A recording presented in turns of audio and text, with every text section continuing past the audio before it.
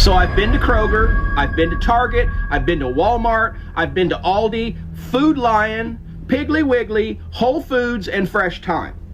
Every single one of them has a prepackaged ground meat that will not tell you, number one, where it comes from, number two, where it's packaged, and what kind of procedures that it goes through in order for us to know that it's safe.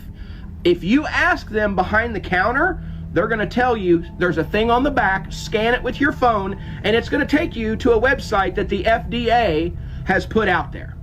And what it's going to say is, it could either be 3D printed, it could be a cloned animal. Let's just put it out there. If that's a problem, well, TikTok, you need to check the FDA website, because it says it could be. Folks,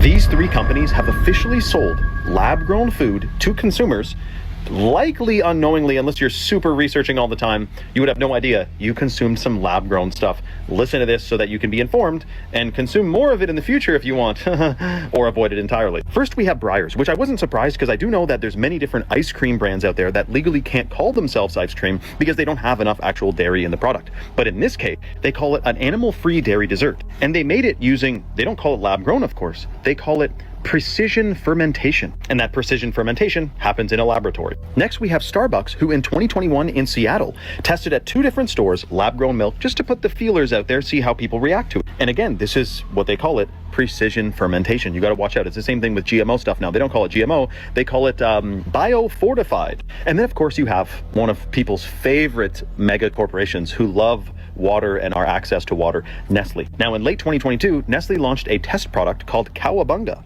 an animal-free milk made with, again, precision fermentation in a laboratory. So if you were in San Francisco in 2022 and you went to Safeway and you bought Cowabunga, you were part of the study. Now many different companies right now are investing in and pioneering and paving the way for a future where seemingly things can just be grown in a lab and you don't need to worry about food coming from an actual animal or a plant. Instead, it will be a different kind of plant. Factory plant action. But let me know your thoughts. Is this a good thing, or should we be going more organic and natural?